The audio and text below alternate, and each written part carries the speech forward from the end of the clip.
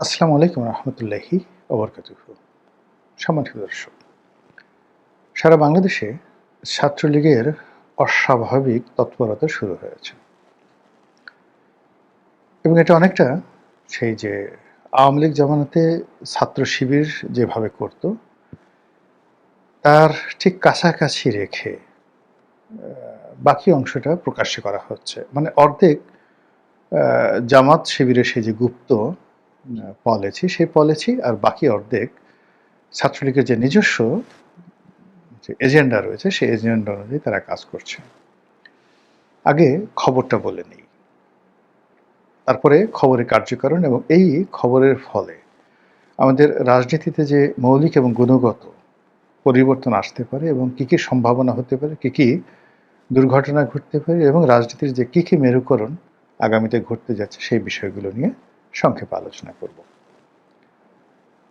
খবরটি হলো যে সারা বাংলাদেশে ছাত্রলীগের কমিটি হচ্ছে এবং প্রকাশ্যে সেই কমিটিগুলো তারা ঘোষণা করছে। কোনো কোনো ক্ষেত্রে সেই কমিটি গঠিত হওয়ার পরে সেই কমিটির যারা সদস্য তাদেরকে স্বাগত জানিয়ে তারা মিছিল করছে। এখানে আইনশৃঙ্খলা রক্ষাকারী বাহিনী কয়েকজনকে গ্রেপ্তার করেছে, কিন্তু এটা ছাত্রলীগের যে তৎপরতা সেই তৎপরতার তুলনায় একেবারে নগণ্য।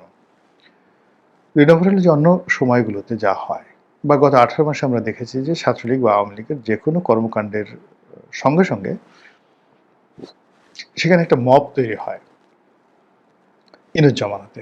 কখনো সেটা ছাত্রদল করেছে, কখনো বিএনপির লোকজন করেছে, কখনো জামাতের লোকজন করেছে, কখনো এনসিপির লোকজন করেছে। কিন্তু এই যে ছাত্রলীগের যে কর্মকাণ্ড সেই কর্মকাণ্ডের ব্যাপারে শিবির, এনসিপি বা ছাত্র দলের মধ্যে ঠিক ওইরকম প্রস্তুতি দেখা যায়নি। অন্যদিকে ছাত্রলীগ এই যে কমিটি তারা করে যাচ্ছে সেই কমিটি করার পর সেগুলো প্রচার এবং প্রচারণার জন্যে তারা ইন্টারনেটের প্রোটোকলে প্রকাশ্যে মিটিং করছে, কথাবার্তা বলছে এবং সেই একই কথার ধারাবাহিকতা ছাত্রলীগ, যুবলীগ, আওয়ামী লীগ। আওয়ামী লীগের এই বাংলাদেশে যারা আছে এই মুহূর্তে তারাও এই নিয়মিত এই ধরনের ওয়েব মিটিংগুলোতে অংশগ্রহণ করছে। অনেকে পালিয়ে আছেন, অনেকে স্থানচ্যুত, কিন্তু তারা প্রকাশ্যে যে কথাগুলো বলছে তা দেশবাসী দেখছে।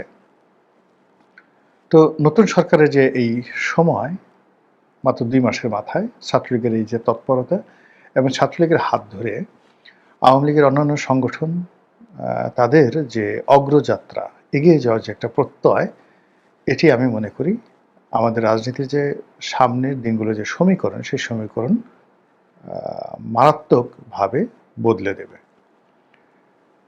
আওয়ামী লীগকে যত সহজ মনে করা হয়েছিল বা ছাত্রলীগকে যত সহজে দমন করার কথা চিন্তা করা হয়েছিল বা যেভাবে মানুষজনের মধ্যে একটা বিশ্বাস আস্থা তৈরি হয়েছিল যে এরা কিয়ামত পর্যন্ত আর ফিরে আসবে না, এদের অবস্থা মুসলিম লীগের মতো হবে, এরকম যারা আলাপ আলোচনা করেছিলেন তারা সঙ্গত কারণে বর্তমান ছাত্রলীগের এই তৎপরতা দেখে হতাশ। এখন হঠাৎ করে ছাত্রলীগ বা আওয়ামী লীগ এরকম যে তৎপর হচ্ছে কেন? প্রথমত আপনারা দেখেন যে সরকারের সঙ্গে অর্থাৎ বিএনপির সঙ্গে জামাতের, বিরোধী দল জামাতের সম্পর্কটা টানাপোড়েন চলছে এবং এই সম্পর্কটা একটা অসম সম্পর্ক। অসম সম্পর্ক দুই দিকে। যদি আপনি জনগণের সমর্থন, জনপ্রিয়তা এবং সংখ্যা দেখেন, সেই বিচারে জামাতের সঙ্গে আসলে বিএনপির কখনো তুলনা হয় না। বিএনপি সেখানে এক মানে অনন্য উচ্চতায়, অসম। বিএনপি যদি এখানে হাতি হয়, জামাত এখানে বড় জোর একটা ছাগল, এর বেশি নয়। কিন্তু যদি আপনি সাংগঠনিক ক্ষমতা ধরেন, অর্থনৈতিক শৃঙ্খলা ধরেন, ডেডিকেটেড দলের প্রতি যারা ডেডিকেটেড বা যাদের ডেডিকেশন রয়েছে, এই ধরনের লোকজনের আধিক্যের কথা চিন্তা করেন, একটা সংঘবদ্ধ রেজিমেন্টাল ফোর্সের কথা চিন্তা করেন, তাহলে আপনি জামাতকে ধরতে পারেন একটা অতি উচ্চ মার্গের শিকারী বাঘ, রয়্যাল বেঙ্গল টাইগার অথবা আফ্রিকার সিংহ, তা আবার মেয়ের সিংহ নয়, পুরুষ সিংহ। আর অন্যদিকে দেখা গেল যে খুব বিশাল একটা শরীর আছে বিএনপির, কিন্তু নিজেকে রক্ষা করার, মানে তার ওইরকম কোনো পলিসি নেই। আপনি এটাকে হাতির সঙ্গে তুলনা করতে পারেন। হাতি রাগ হয়ে সে তাণ্ডব করতে পারে, কিন্তু শিকারীর বন্দুক বা কোনো শিকারী প্রাণীর যে আক্রমণ, তার থেকে নিজেকে সে রক্ষা করতে পারে। অথবা ধরেন জেব্রা। জেব্রার সবচেয়ে বড় শক্তি হলো তার দুটো পা, প্রচণ্ড শক্তিশালী দুটো পা। সে যদি তার কোনো পায়ের নাগালে কাউকে পায় এবং সে কাউকে লাথি দিতে মারতে পারে, সেটা বাঘ হোক, সিংহ হোক, স্পট ডেথ। এবং এই দুর্বলতাটা বাঘ সিংহ জানে। এই জন্য তারা করে কি, পায়ের ওই জায়গাটাতে না, সে ভিতরে এসে রানের এমন একটা জায়গাতে কামড় বসায় যাতে করে সে আর পা চালাতে পারে না। তো সেই দিক থেকে রেজিমেন্টাল ফোর্স, অর্থ, কৌশল, তাদের যে বিদেশি বন্ধু, যেমন ধরুন এখন বিএনপির কোনো বন্ধু নেই, কোনো বন্ধু নেই বিদেশে। তো ভারত, পাকিস্তান, মানে আমেরিকা, মানে কোনো দেশের সাথেই বিএনপির যে কৌশলগত বন্ধুত্ব, এটা শূন্য, জিরো। কিন্তু জামাতে কি আছে দেখেন, জামাতের সাথে পাকিস্তানের ভালো সম্পর্ক, তুরস্কের ভালো সম্পর্ক, ইরানের ভালো সম্পর্ক, চীনের ভালো সম্পর্ক, এবং এরা টাকা দিয়ে, প্রয়োজনে টাকা দিয়ে, কিংবা ওই যাকে বলা হয় ওদের যে বায়তুল মাল রয়েছে, সেই বায়তুল মালে তারা অর্থ দিয়েও তারা জামাতের সাথে সম্পর্ক রক্ষা করবে। মধ্যপ্রাচ্যের সবগুলো দেশের সঙ্গে তাদের সম্পর্ক ভালো, ইচ অ্যান্ড এভরি কান্ট্রি। আচ্ছা, এই গেল ওদের অবস্থা। আপনি আওয়ামী লীগের অবস্থা চিন্তা করেন। আওয়ামী লীগের সঙ্গে ভারতের কৌশলগত মিত্রতা রয়েছে। মানে ভারত আওয়ামী লীগের জন্য সব কিছু করতে পারে। এরপর তাদের সঙ্গে কৌশলগত সম্পর্ক রয়েছে রাশিয়ার, এবং ব্যক্তিগত পারিবারিক সম্পর্ক রয়েছে মিস্টার ভ্লাদিমির পুতিনের। তাদের সঙ্গে আমেরিকার অসাধারণ একটা সম্পর্ক আছে আওয়ামী লীগের। এখন দেখেন, আওয়ামী লীগের হাজার হাজার নেতাকর্মী আমেরিকাতে এবং ইউরোপে আছে, বুক ফুলিয়ে ঘুরে বেড়াচ্ছে। সম্পর্ক না থাকলে এটা হতো না। এরপর তাদের সাথে, শেখ হাসিনার সাথে একেবারে পারিবারিক সম্পর্ক বর্তমান কাতারের আমিরের সাথে। তিনি তাকে সন্তানের মতো স্নেহ করেন। এ কারণ হলো তার বাবা শেখ হাসিনার ব্যক্তিগত বন্ধু ছিলেন। এ গেল কাতার। দুবাইয়ের সাথে কিন্তু তার সম্পর্ক খারাপ না। এবং শেষের দিকে, অর্থাৎ শেখ হাসিনার জমানার শেষ 2 বছরে মোহাম্মদ বিন সালমানের সঙ্গে শেখ হাসিনার একটা অত্যন্ত ভালো সম্পর্ক হয়ে গেছিল। এবং সৌদি আরবের যে রাষ্ট্রীয় তেল কোম্পানি আরামকো বাংলাদেশে রিফাইনারি স্থাপন করবে, এবং এই রিফাইনারি থেকে তারা তেল রিফাইন করে এশিয়ার দেশগুলোতে তারা সরবরাহ করবে। এই ধরনের একটা চুক্তিতে তারা প্রায় উপনীত হয়ে গিয়েছিল। তারা ইস্টার্ন রিফাইনারি থেকে শুরু করে অন্যান্য রিফাইনারি আধুনিকরণ এবং নিজেদের রিফাইনারি প্রতিষ্ঠার ব্যাপারে সৌদি আরব একটা বিশাল বিনিয়োগ করতে চেয়েছিল। এটা কতশো বা মানে কত বিলিয়ন বা ট্রিলিয়ন ডলার, এটা আমরা এখন পর্যন্ত জানি না। তো এটা হলো সৌদি আরবের সাথে সম্পর্ক। এবং সৌদি আরব কিন্তু কারোর সাথে সম্পর্ক করলে সেই সম্পর্কটা তারা হোল্ড করে। আরবদের কিন্তু একটা শব্দ আছে, হামিম। হামিম মতো বিপদের দিনের বন্ধু। এই যেমন ডোনাল্ড ট্রাম্পের সাথে এই মোহাম্মদ বিন সালমানের একটা সম্পর্ক ভালো ছিল, ফলে জো বাইডেন 5 বছর চেষ্টা করেও সেই সম্পর্কটা ভাঙতে পারেনি এবং নিজে সেই সম্পর্কটা তৈরি করতে পারেনি। তো আওয়ামী লীগের সেই সম্পর্কটি আছে। তো এরকম আমি এই কটা রাষ্ট্রের নাম বললাম, অর্থাৎ সৌদি আরব, কাতার, তারপর যাকে বলা হয় রাশিয়া, ভারত। এর বাইরে আরও অনেক দেশের সাথে তার সম্পর্ক থাকতে পারে, এমনকি শেষ দিকে পাকিস্তানের সাথে তাদের কিন্তু সম্পর্ক হয়ে গিয়েছিল। তো সেইগুলো যদি চিন্তা করেন, তাহলে এই যে বর্তমান সরকার, সেই সরকার হলো অনেক বড় বিস্তৃত একটা সরকার। বহু সংখ্যক 35% লোক তাদের সমর্থন আছে, কিন্তু এই লোকগুলোর সাথে একে অপরের সঙ্গে সম্পর্ক নেই।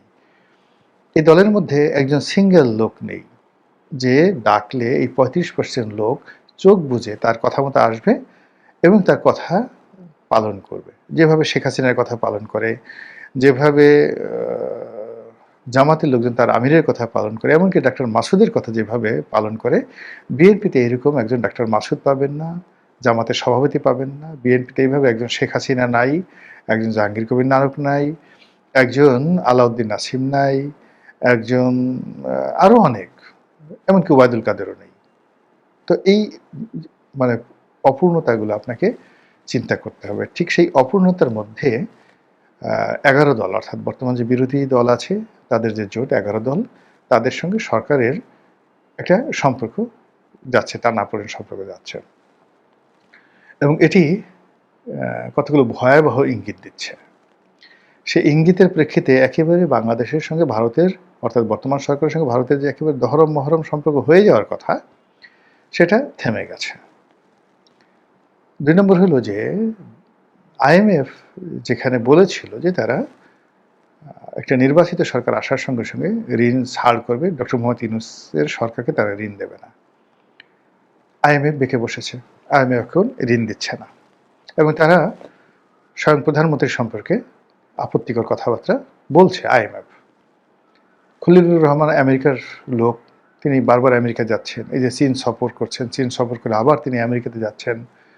তো সব মিলিয়ে একটা বিশাল শূন্যতা তৈরি হয়েছে। এখন সেই শূন্যতার জায়গাটা পূর্ণ করার জন্য জামাতের সঙ্গে যদি আওয়ামী লীগের একটা সমঝোতা হয়, অথবা বিএনপির সঙ্গে যদি আওয়ামী লীগের একটা সমঝোতা হয়, এটা অস্বাভাবিক কিছু না। এর কারণ হলো একে অপরের মধ্যে, অর্থাৎ বিএনপির মধ্যে এবং জামাতের মধ্যে যে অসম যুদ্ধ, অসম প্রতিযোগিতা, এটা একজন বলছে সংখ্যার দিকে আমি শ্রেষ্ঠ, আর একজন বলছে কৌশল এবং বন্ধুত্বের দিকে, অ্যাসেটের দিকে আমি শ্রেষ্ঠ। এবং সবসময় দেখবেন যে প্রযুক্তি এবং অ্যাসেট, ফরেন সাহায্য যাদের থাকে তারাই জয়লাভ করে, খুব সংখ্যায় ছোট হওয়ার সত্ত্বেও। সাদ্দাম হোসেন